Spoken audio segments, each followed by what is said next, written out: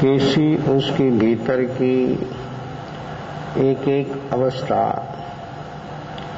बाहर से सम्राट तो बहुत होता है, कि भीतर का भी सम्राट था। जब भीतर से व्यक्ति समस्त उदय भाव से जब ऊपर उठ जाता है तो हर व्यक्ति सम्राट हो जाता है। ये सम्राटपना का अनुभव हमने कभी नहीं किया है। बाहर से चक्रवर्ती सम्राट भी लेकिन भीतर से जो अनुभव है, ये अनुभव हमने कभी किया नहीं है। और ये अनुभव तक व्यक्ति जहां तक नहीं पहुंच पाएगी, तहां तक ये संसार की जो अवस्था है, राग द्वेष की जो सब गति आगति चल रही है, राग द्वेष से ही संसार हर व्यक्ति का है। ये भाव संसार ही से ही हम मुक्त हो सकते हैं। एक दो जीवों ने अनंत अनंत जीवों की मुक्ति हो गई, तो अभी देखो संसार चलता है, तो हर व्यक्ति स्वतंत्र है, स्वाधीन है, और हर व्यक्ति राग द्वेष से जो ऊपर उठ सकती है, वो व्यक्ति समस्त से मुक्त हो सकते हैं। मुक्त होना है अपने को अपनी भीतर से। बाहर से तो बहुत बहुत बदलाव होता है, लेकिन भीतर से जहां तक बदलाव, तो भीतर का बदलाव तो तभी होता है जब स्वभाव रूप धर्म उसको टच होता है। तब धर्म और धर्मी, धर्मी के आधार पर धर्म रहता है। तो जहां तक व्यक्ति धर्मी नहीं होगा, तहां तक धर्म अनुभव में कैसे आएगा? धर्म यानी स्वभाव, मेरा स्वभाव। आत्मा का जो स्वभाव है वो है धर्म, और आत्मा धर्मी। धर्म में धर्म प्रकट होता है, तो व्यक्ति वर्तमान में निज स्वभाव की ओर जब देखे कि ये मेरा स्वभाव, ये स्वभाव जो है वो हरदम हर हालत में हर संयोग में है, लेकिन वर्तमान अवस्था उदय के साथ एक रूप होने से व्यक्ति को वो स्वभाव अनुभव में नहीं आता। अनुभव करना तो मांगता है, कभी पढ़ता है, सुनता है, मन भी भाववाही हो जाता है। कभी कभी तो इतना भाव भीतर में उछलता है और व्यक्ति को इतना रोमांच भी हो जाता है, व्यक्ति को हर्ष का आंसू भी आ जाता है। लेकिन भीतर से जो जागरण, ये जागरण एक ऐसी चीज है कि व्यक्ति को सर्व प्रकार से भीतर से लगाव से मुक्त हो जाता है।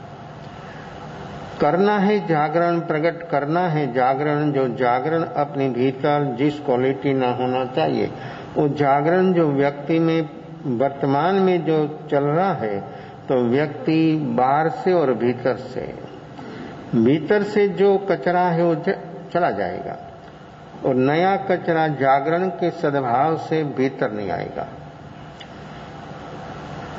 व्यक्ति आंख बंद कर सकती है, कान बंद कर सकती है, मुंह बंद कर सकती है, लेकिन विचारों नहीं। विचारों तो तभी बंद होता है जब विचारों का जो कारण है, वो कारण जो मिटता है तो ही कार्य। विचार तो कार्य है और तो फल है। तो परिणाम तो तभी पॉजिटिव आता है कि जब व्यक्ति एक कारणों को मिटा दे। और हम मिटा भी सकते हैं कारण, कार्य नहीं। तो व्यक्ति हरदम कार्य मिटाने के लिए प्रवृत्तिशील है। उसमें जो समय और शक्ति का खर्चा जो हो रहा है कार्य को मिटाने में, उसी से थोड़ी शक्ति और समय कारण मिटाने में जो व्यक्ति लगा दे तो कारण मिट जाएगा। 24 घंटा दिन रात व्यक्ति कार्य को मिटाने का प्रयास कर रहा है, संभवित नहीं है, कभी संभवित नहीं है, थक जाएगा। लेकिन जब कारण मिल जाएगा तो व्यक्ति एकदम निर्मल, पवित्र, टेंशन, तनाव सभी से मुक्त हो जाएगा।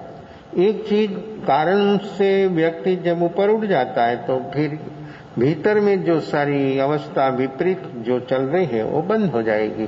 तो व्यक्ति तन से, मन से, वाणी से और भाव से एकदम हलवा हो जाएगा, एकदम निरामिष हो जाएगा। उसकी ऐसी एक तंदुरुस्ती हो जाएगी। आत्मा जब राग द्वेष रहित होता है तब उसकी असर शरीर पर होती है। शरीर का परमाणु बदल जाता है, शरीर का पुद्गल बदल जाता है। साइंटिस्ट लोग भी बोलते हैं कि 7 वर्ष से अपना सारा शरीर बदल जाता है। लेकिन ये जो बदलाव राग द्वेष से जो व्यक्ति जब ऊपर उठ जाता है तब भीतर में जो विषाणु भरा है, विष भरा है, वो सारा विष निकल जाता है। नेगेटिव सारी प्रकृतियां जो है वो सारा विष है। लेकिन वो राग द्वेष से वो बढ़ रहा है, राग द्वेष से उसकी वृद्धि हो रही है। जो राग द्वेष से व्यक्ति वर्तमान में जो मुक्त हो जाता है तो भीतर में रहा हुआ ये विष, अनंत काल से विष को वृद्धि किया है, विष को ही बढ़ाया है, वो विष व्यक्ति का निकल जाता है। तो व्यक्ति के भीतर में अमृत का संचार होता है। और ये अमृत ऐसा है कि कभी संसार में व्यक्ति ने कभी वो मिला नहीं है। ऐसा परम अमृत व्यक्ति को राग द्वेष का विष जाने से व्यक्ति के भीतर में ऐसा परम अमृत प्राप्त होता है। तो ये परम अमृत पीते ही आत्मा अजर अमर है, ऐसा उसको महसूस हो जाता है, अनुभव हो जाता है। तो ये उदयन राजा ये सारे उदय भाव से और सब अनुकूल उदय। व्यक्ति प्रतिकूलता की तो उपेक्षा कर सकता है, उसी से विमुख हो जाता है। जिसी के साथ बात न करना हो, व्यक्ति के साथ आंख नहीं मिलाता, उसके साथ बैठता नहीं, उठता नहीं, उसकी उपेक्षा होती है। लेकिन अनुकूल व्यक्ति की उपेक्षा नहीं होती है, अनुकूल निमित्त की उपेक्षा नहीं होती है, अनुकूल संयोग की उपेक्षा नहीं होती है। उसी से तो ऊपर उठ जाता है। और ऊपर उठ गया व्यक्ति तो प्रतिकूल कभी उसको दुख रूप नहीं होगा। अनुकूल से जो व्यक्ति ऊपर उठ गया तो प्रतिकूलता चाहे सी हो तो उसको दुख रूप नहीं होगी। अनुकूल से बाहर आना बहुत जागरण मांगता है। और ये जागरण की सिवाय वो घटना कभी भीतर में हो घटे ऐसी कोई संभावना नहीं। तो इतना तेज जागरण व्यक्ति के भीतर में जब होता है तो सारी अनुकूलताओं से होने पर भी साता है, अनुकूलता है, सब संयोग अनुकूल। तो फिर व्यक्ति उसी से जब ऊपर उठता है तो प्रतिकूलता चाहे ऐसी हो तो भी व्यक्ति उसमें कभी उसको फील नहीं होता। तो ये उदय से ऊपर उठ गया। और पूर्ण रूप से ऊपर उठने के लिए व्यक्ति परमात्मा की भावना भारा कि भगवान महावीर जो पधारे तो मैं मुनि बन जाऊं, उसका शिष्य हो जाऊं। कैसी भावना और कैसा उसका वर्तमान, कैसा जागरण, ये साक्षी भाव। तो ये 6 द्रव्य में आत्मद्रव्य, ये आत्मद्रव्य की धर्म और धर्मात्मा। धर्म यानी स्वभाव, धर्म यानी गुण। आत्मा का जो गुण है वो आत्मा का धर्म है। धर्म रहता है धर्मी के आधार पर। तो धर्म उसका गुण है, जैसे वस्तु में गुण है पुद्गल में, तो पुद्गल का जो गुण है वो पुद्गल में ही रहता है, पुद्गल से कभी बाहर नहीं आता और कोई बाहर निकाल नहीं सकता। पुद्गल का गुण पुद्गल में ही रहता है। पुद्गल को आप कोई भी अवस्था में रखो, पुद्गल को आप कोई भी अवस्था में बदलने का प्रयास करो तो भी पुद्गल का गुण पुद्गल में रहता है। ऐसे आत्मा कोई पण गति जाति में चला जावे तो फिर उसका गुण उसमें रहता है। वो कभी नाश, वो कभी खत्म, कोई बाहर से कोई खत्म नहीं कर सकते। ऐसे आत्मा द्रव्य, तो उसमें जो गुण है वो श्रद्धा, ज्ञान, सुख, शक्ति, क्षमा, निर्लोभता, ये एक दो नहीं है, अनंत गुण है। तो ये आत्मा आश्रित रहता है। तो आत्मा जहां जहां है, और एक गुण जो है अनुजीवी है, एक थोपेली चीज होती है, रखा हुआ होता, और एक सहज स्वभाव है। जैसे पानी को गर्म कर दिया तो निमित्त से गर्म हुआ, लेकिन गर्म उसका स्वभाव नहीं है, उसका स्वभाव तो ठंडा है। तो वो पानी ठंडा ही रहता है, लेकिन औपचारिक दृष्टि से टेम्परेरी व्यक्ति को देखने में आता है कि पानी गर्म है। ऐसे कोई निमित्त पाकर व्यक्ति के भीतर में किसी प्रकार की नेगेटिव अवस्था खड़ी हुई, तो वो अवस्था मेरी नहीं है। क्रोध निमित्त आया व्यक्ति के सामने, तो क्रोध हुआ, तो क्रोध मेरा स्वभाव नहीं है। वो जो व्यक्ति को बराबर स्वभाव की बात जो व्यक्ति को बराबर समझ में आ गई, तो व्यक्ति ऐसे निमित्त से सचमुच व्यक्ति बच जाता है कि मेरा स्वभाव नहीं है ना। तो ऐसा स्वभाव मेरा नहीं है, तो फिर क्यों हो रहा?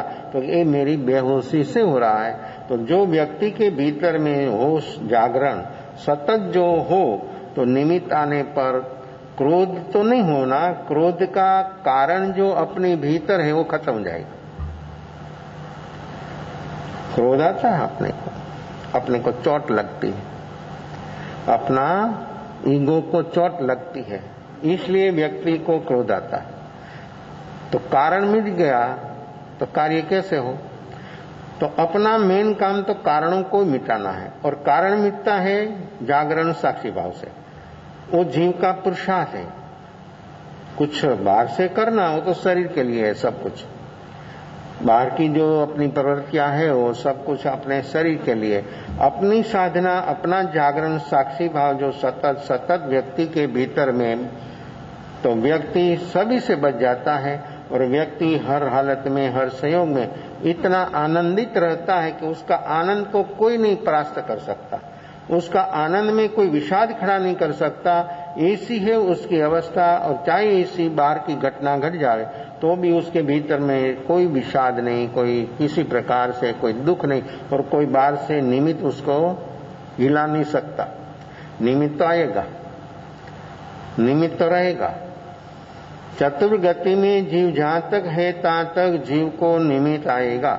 निमित्त नाबुद नहीं होता है, निमित्त बदल जाता है।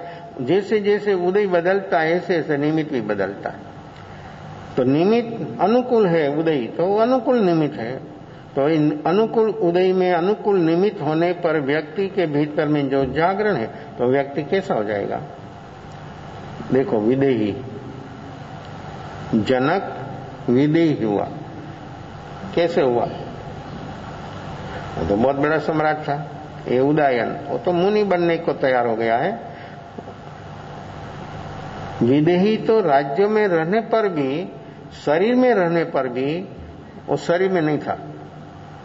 कैसा है? सामान्य व्यक्ति नहीं, इतना बड़ा सम्राट, तो फिर वो विदेही हो गया। तो सारा भीतर में इतना उसके भीतर जागरण साक्षी भाव सतत सतत चलता था। तो उससे सामने बहुत बहुत प्रकार का निमित्त आते थे, तो भी वो व्यक्ति कभी हिलती नहीं थी। तो कैसे उसकी अंतर अवस्था, तो ये अंतर अवस्था ऐसी कैसे थिर रही? कैसे होता है? भीतर में जब इतना तेज जागरण होता है तभी वो काम होता है।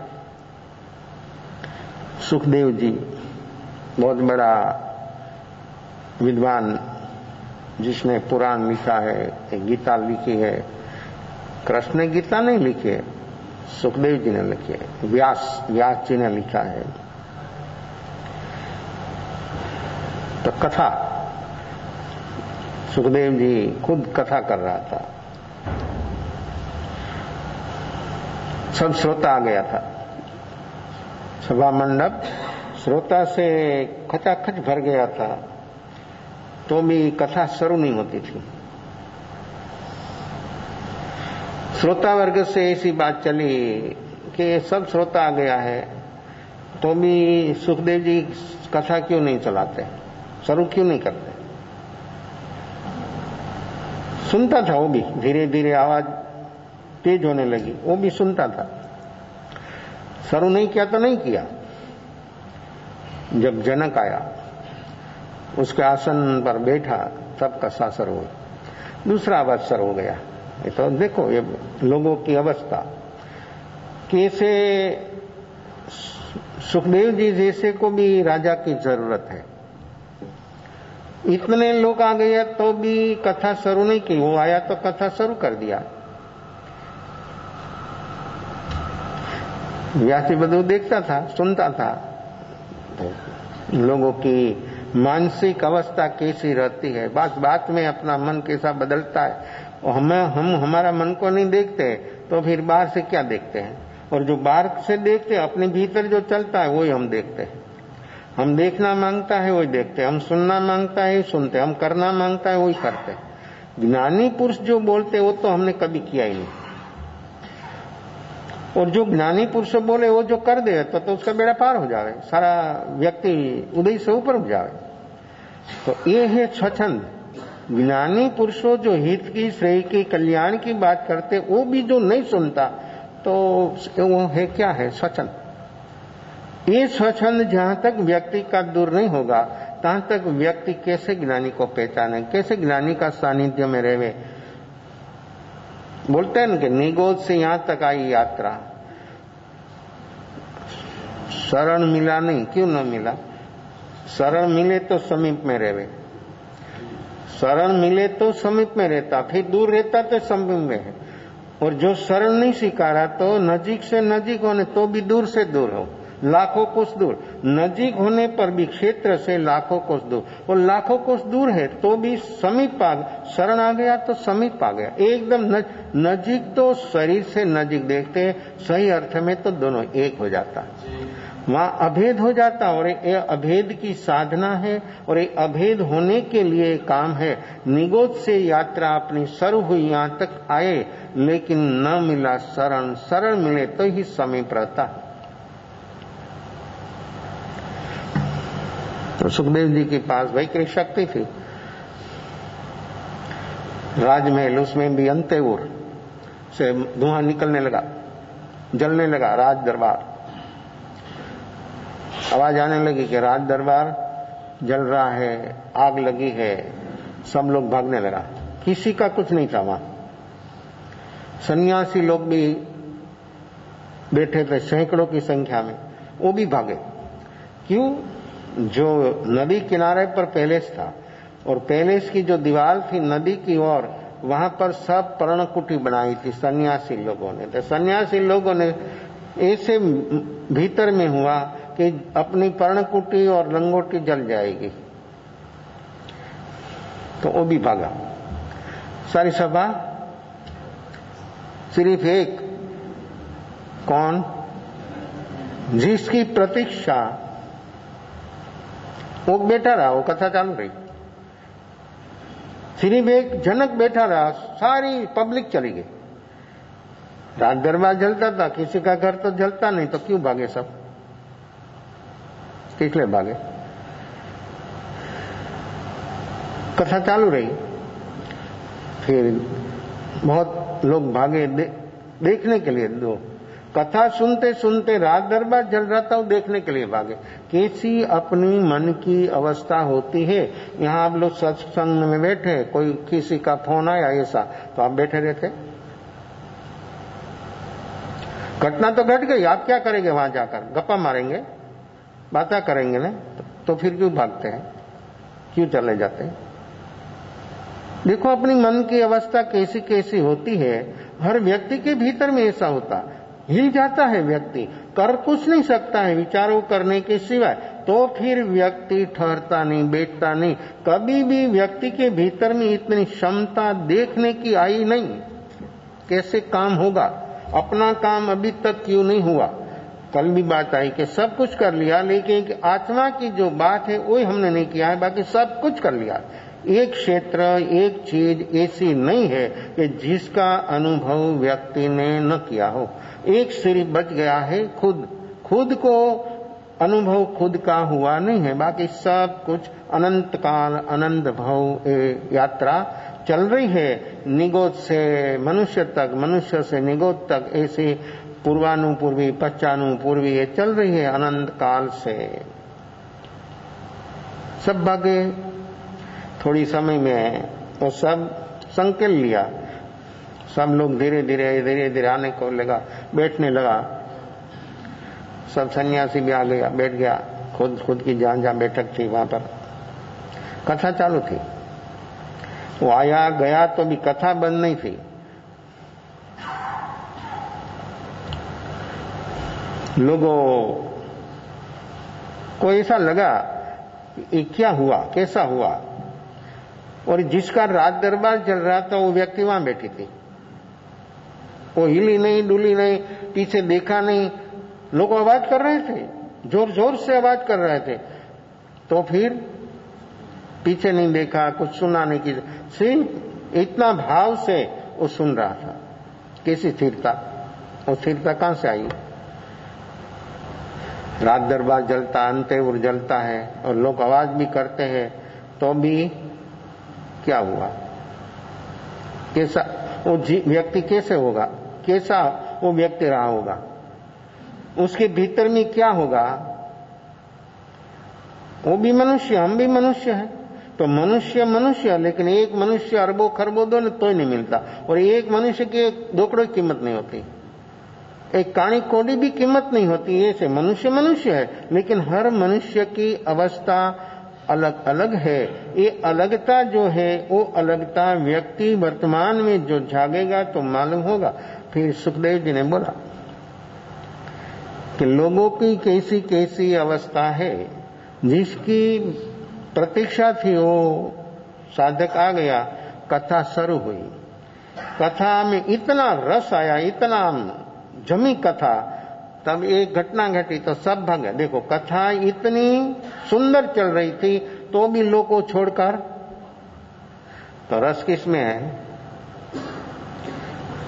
आत्मा में रस है। किसी को जरूरत है, आत्मा की किसी को जरूरत है। और ये बात तो जनक विदेही, तो भगवान राम 20वां मुनि सूरत भगवान के समय पर राम हुआ, कृष्ण हुआ 22वां नेमनाथ भगवान के समय पर, और राम हुआ 20वां मुनि सूरत भगवान, तब राम हुआ। तो चौथा आ रहा था ना। लोग बहुत बोलते कि चौथा आ रहा था न, तेरा कल्याण न हो। तेरा कल्याण कभी नहीं हो, क्यों, तेरे लिए हरदम छठा रहा। जहां तक व्यक्ति को रुचि नहीं है, लगन नहीं है, स्वरूप की पहचान करने के लिए व्यक्ति तैयार नहीं है, तहां तक क्षेत्र और काल को क्या करेगा। क्षेत्र और काल से तो तू पर है, तू तो सभी से ऊपर है। तो फिर व्यक्ति कभी भी अपना मन को बैठाने के लिए व्यक्ति कभी तैयार नहीं होता। तो चौथारा की घटना है। और चौथारा में राम, जनक की लड़की सीता, सुखदेव जी ने बोला कि जिसका रात दरबार चल रहा था वो व्यक्ति खड़ा भी नहीं हुआ, पूछा भी नहीं, पीछे देखा भी, और जिसको कुछ लेना नहीं देना वो सब लोग भागे। वो तो सब भागे, लेकिन ये सन्यासियों क्यों भागे। और ये बात सब सन्यासियों खड़ी हुई थी कि इसी सुखदेव जी जैसी व्यक्ति प्रतीक्षा कर रही है जनक की, तो उसको भी उसकी जरूरत है। एक ही श्रोता है, ये श्रोता है, इसलिए मैं उसकी प्रतीक्षा कर रहा था। आप लोग सुनते हैं लेकिन सब ऊपर से चले जाते हैं। आपके भीतर में अभी तक कुछ बदलाव हुआ नहीं, तो मैं किसको सुनाऊं। किस कथा तो चलती है, लेकिन उसके एक के लिए कथा है। उसका राजमहल जलने लगा तो भी व्यक्ति खड़ा नहीं हुआ, हिला नहीं, और उसके भीतर में कुछ नहीं हुआ। और आप लोगों को कुछ नहीं लेना नहीं देना। और ये सन्यासियों किसका त्याग किया है, सिर्फ सारा राज्य नहीं, सारा संसार एक लंगोटी में समा गया। उसको बचाने के लिए वो भागा, लेकिन वो तो कभी जलने वाला नहीं था। वो तो दीवार बहुत बड़ी और राजमहल जलते जलते वहां पर आए, तब उसकी पर्णकुटी जले, तो भी लोग भागे। तो कौन श्रोता है, किसको जरूरत है आत्मा की। और ये तो सम्राट होने पर भी उसके भीतर में जो घटना घटी है, ऐसी घटना ये कोई व्यक्ति में नहीं घटी है और घटने वाली भी नहीं है। ऐसी घटना उसके जीवन में जनक विदेही किस लिए हुआ? तो सब राज्य होने पर भी वो व्यक्ति राज्य में होने पर राज्य में नहीं था, शरीर में होने पर भी शरीर से पर वो स्व में रहता था, वो स्व स्वभाव में ही स्थिर रहता था। इसलिए बाहर का कोई भी निमित्त उसको हिला नहीं सकता था। ऐसी थी उसकी भीतर की अवस्था। ये उपदेश तो उसके लिए है और ये उपदेश उसके लिए कल्याणकारी है और ये उपदेश उसके लिए जीवंत है। वो जीवंत को जीवंत बनाता है। और मुर्दा को सिरिंज से ब्लड चढ़ाओ तो क्या होता? डेड बॉडी को आप कुछ भी करो तो क्या होता है? तो जहां तक व्यक्ति नहीं जागेगा, स्वयं का अनुभव नहीं है, तहां तक ये बॉडी डेड कुछ नहीं है और मिलने वाला भी नहीं है। जो व्यक्ति जागेगा तब अपना काम होगा। तो ये काम अपना अपने से होने वाला है। तो व्यक्ति उदय भाव से जब ऊपर उठता है तो जनक की कैसी तैयारी और जनक की योग्यता पात्रता किस प्रकार की कि उसके जीवन में कभी भी कोई भी आज्ञा उसकी हुई तो आज्ञा को शिरोमान्य करने के लिए हरदम वो तत्पर रहता था। ऐसे यहाँ पर उदयन तो सर्ववीर की मुनि होने के लिए तैयार हो रहा है और उसके जीवन में कैसी एक जबरदस्त विराट भीतर से जागा है। जो जागता है, जो भीतर से जागा, उसको कोई नहीं रोक सकता। बाहर का कोई भी निमित्त, अनुकूल प्रतिकूल निमित्त तो उसको ही असर करता है। जिसके भीतर में बेहोशी हो, होश होता है तो सब बाहर का बाहर रहता है, बाहर का कोई भीतर नहीं आता है। और होश के सद्भाव में भीतर में जो आत्मा की चीज है बाहर आ जाती है। श्रद्धा, ज्ञान, सुख, शक्ति, क्षमा, वो सब आत्मा का धर्म है, वो उसका स्वभाव है, वो उससे बाहर आता है। तो धर्म और धर्मी, धर्म है ज्ञान, दर्शन, चारित्र और धर्मी है आत्मा। तो ये धर्मी के आधार पर धर्म रहता है। तो ये अपना सम्यक दर्शन, सम्यक ज्ञान जो अपने जीवन में अपने को जो अनुभव करना हो, तो आत्मा की सर्वोपरिता अपने अनुभव में जो एक दफा आ गई तो बाहर की कोई चीज अपने रुकने वाली नहीं है और कोई अपने को कुछ करने वाली नहीं है। रुकता है इसलिए व्यक्ति के जहां तक खुद को खुद की विशेषता अनुभव में नहीं आई है तहां तक व्यक्ति बाहर में रुक जाता है।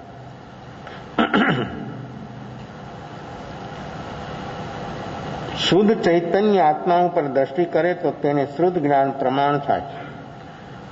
शुद्ध ज्ञान आत्मा पर जो दृष्टि होती है तो ही शुद्ध ज्ञान होता है। और आत्मा में फिर हुआ तो सम्यक दर्शन, सम्यक ज्ञान, और सम्यक दर्शन होते ही मति श्रुत ज्ञान हो जाता है। एक श्रद्धा, सम्यक दर्शन, बोधि प्राप्त होते ही ज्ञान, अज्ञान रूप जो अवस्था थी वो ज्ञान रूप हो जाती है। बदलना नहीं पड़ता है, बदल जाता है। तेने शुद्ध ज्ञान प्रमाण रूप था। शुद्ध अज्ञान તે મિથ્યા અજ્ઞાન છે। વર્તમાનમાં તમારામાં મતિશ્રુત અજ્ઞાનનો ઉગાડ છે, પરંતુ તે 5 इंद्रियों द्वारा परमा काम करे। अज्ञान जो है उसका काम है पर में काम करना। अज्ञान और ज्ञान, ज्ञान का काम है स्व को जानना, अज्ञान का काम है पर को जानना। तो पर को जानता है तो पर में रुक जाता है, स्व को जानता है तो स्व में स्थिर हो जाता है। फिर करना नहीं है, स्व को जान लिया लेकिन ज्ञान से वो जाना जा। स्व को जान लिया ज्ञान से तो ज्ञान में स्थिर हो गया। और ज्ञान की क्रिया जानन क्रिया। ज्ञान की क्या क्रिया? तो कोई जानना। देखो, अज्ञान में पकड़ना है, अज्ञान की क्रिया है पकड़ना, ज्ञान की क्रिया है जानना। जो पकड़ता है तो दुख होता है, जानता है तो सुख होता है। कैसा है? कैसी एक अवस्था है ज्ञान, सम्यक ज्ञान में, जो ज्ञान से जो वस्तु स्थिति आर पार जान लेता। ये द्रव्य, गुण और पर्याय जो अवस्था है वो सभी को जान लेता कि ये द्रव्य ऐसा है, उसका गुण ऐसा है, उसकी पर्याय है, वर्तमान पर्याय वो बदल रही है, मैं उसको देख रहा हूँ और मेरी पर्याय को मैं अनुभव कर रहा हूँ। मेरी वर्तमान पर्याय का मुझे अनुभव है और जगत दूसरा 5 द्रव्यों की जो पर्याय चल रही उसका मैं ज्ञाता हूँ। खलास, ज्ञाता और ज्ञान। ज्ञाता आत्मा, ज्ञेय समस्त विश्व जानता हूं, उसकी अवस्था बदलती है, देखने वाला नहीं बदलता। अज्ञान में हर हालत में दृष्टि पर की ओर होती है, सम्यक ज्ञान में दृष्टि स्वयं की ओर होती है। तो स्वयं की ओर दृष्टि रहने से कभी व्यक्ति को कोई बाहर की कोई भी चीज कभी कोई कुछ नहीं कर सकती है। 5 इंद्रियों द्वारा परमा काम करे છે। અજ્ઞાન ઘરમાં લાખો રૂપિયા હોય તેની વ્યવસ્થા કરે છે, તે બધું જ્ઞાન કરે છે, પણ તે પરની પ્રસિદ્ધિ કરે છે। મન અને ઇન્દ્રિયોનું અવલંબન લઈને પરની પ્રસિદ્ધિનું કામ કરે છે, પણ તે જ જ્ઞાન જો મન અને ઇન્દ્રિયોનું અવલંબન છોડીને પોતાના અનંત ગુણો સ્વરૂપ શુદ્ધ ચૈતન્ય આત્મા તરફ વળી જાય તો તે શ્રુત જ્ઞાન। संपत्ति संपत्ति रहेगी, संतति संतति रहेगी, शरीर शरीर रहेगा, सब कुछ जैसा है वैसा रहेगा, खुद बदल जाएगा। भीतर से निश्चित हो जाएगा कि ये शरीर भी मैं नहीं हूं, तो बाहर की जो चीज है वो मैं कैसे हो सकता हूं। बस तो वो बदल रहा है, तो वो बदलता जो बदलने का स्वभाव है, वो कोई अपने से नहीं बदलता। पुद्गल जो बदलता है कोई भी निमित्त पाकर तो उसका स्वभाव से, व्यक्ति नहीं बदलता है। व्यक्ति तो आत्मा का तो काम सिर्फ जानना और देखना, वो उसका शुद्ध स्वरूप है।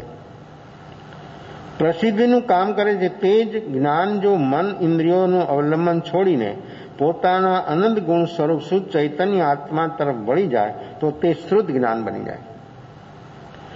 સમ્યક જ્ઞાન છે, પ્રમાણ જ્ઞાન છે, અને તે જ જ્ઞાન વ્યવહારે કેવળ જ્ઞાનનું કારણ છે। आज सम्यक ज्ञान जीव को केवल ज्ञान का कारण होता है।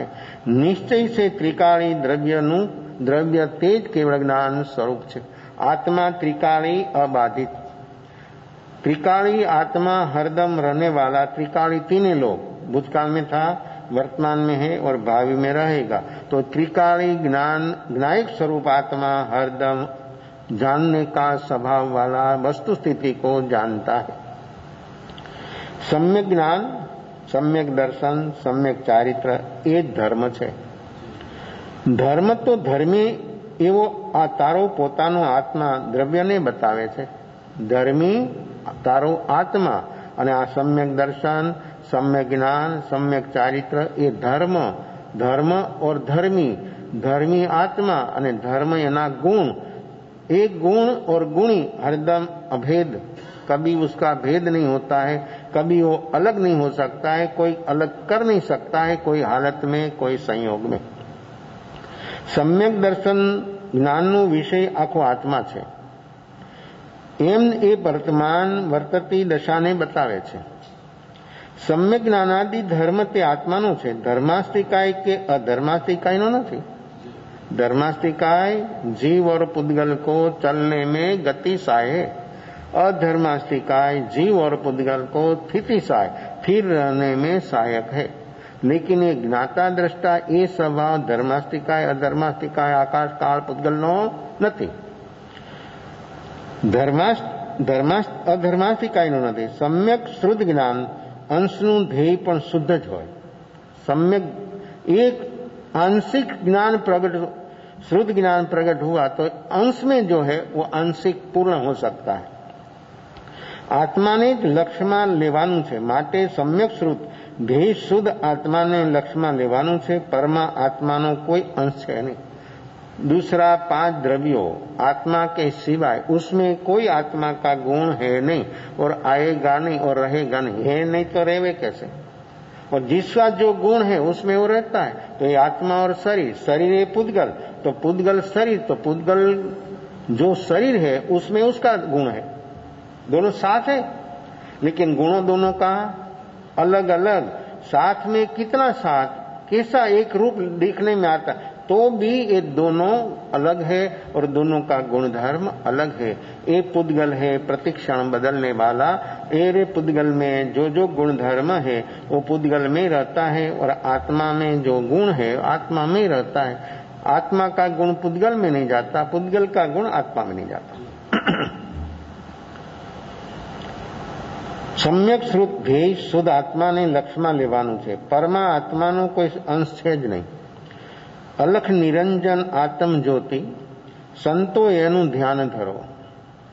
आ कायामा चेतन हीरो भूली क्या भवमा भमो।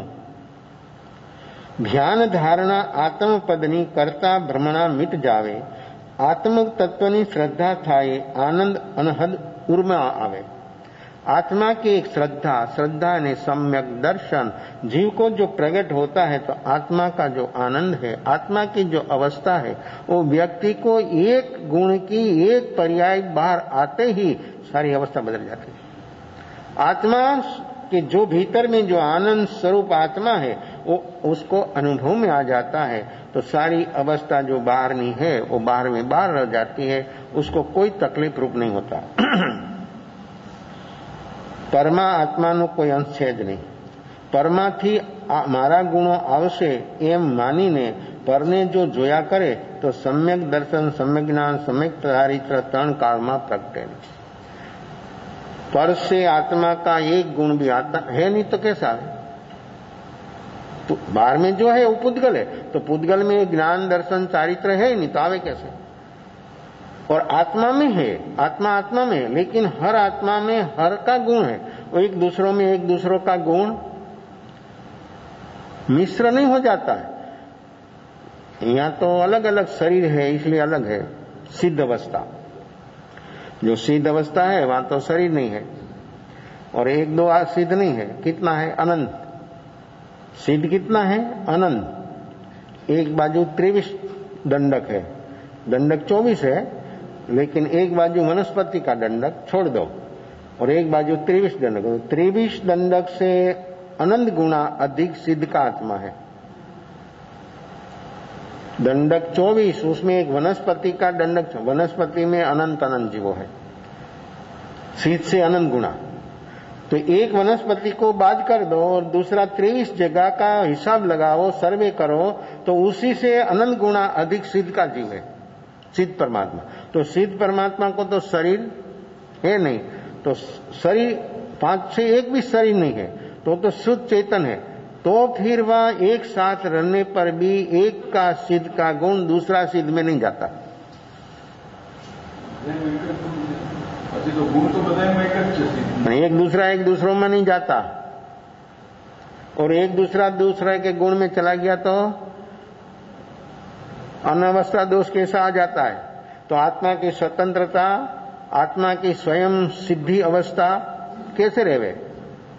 आत्मा स्वतंत्र है, स्वाधीन है, आत्मा कभी पराधीन परतंत्र है नहीं, तो एक साथ रहता है शुद्ध आत्मा, एक दो नहीं, अनंत। तो फिर एक सिद्ध का गुण दूसरा सिद्ध में, दूसरा का गुण दूसरा सिद्ध में कभी जाता नहीं, इंटर फिंटर कोई नहीं होता है।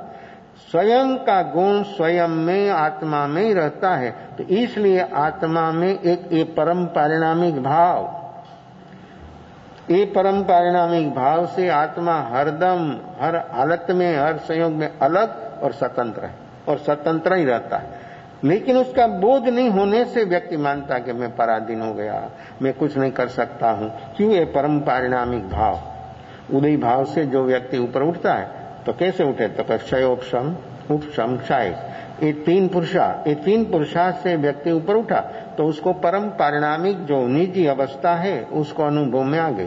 तो ये परम पारिणामिक भाव से आत्मा हरदम स्वतंत्र स्वाधीन हर हालत में रहता। अभी ये शरीर में होने पर भी ये परम पारिणामिक भाव के सद्भाव से आत्मा स्वाधीन स्वतंत्र है, तो ऐसा ही रहता है वहां पर भी यहाँ पर भी। यहाँ अपने को अपनी खबर नहीं है, अपने का अपने को अनुभव नहीं है, वहां पूर्ण है। तो पूर्ण में कभी भी इंटर फिंटर एक दूसरे का गुण होता नहीं। तो ये आत्मा की स्वाधीन स्वतंत्रता परम पारिणामिक भावों से है। ये भाव को जो अनुभव में आ गया, लेकिन आवे किसको? उदय भाव से ऊपर उठे तो उदय भाव ये संसार, उसी से ऊपर उठ गया तो अपनी मुक्ति की ओर यात्रा शुरू हो गई। कैसे? तो क्षयोपशम उपशम, एक क्षायक एक पुरुषार्थ। क्षयोपशम जघन्य पुरुषार्थ है, उपशम मध्यम पुरुषार्थ है, और क्षायक उत्कृष्ट पुरुषार्थ। क्षयोपशम वाला 15 भव, उपशम वाला 5-7 भव, और क्षायक वाला 1 के तीसरा।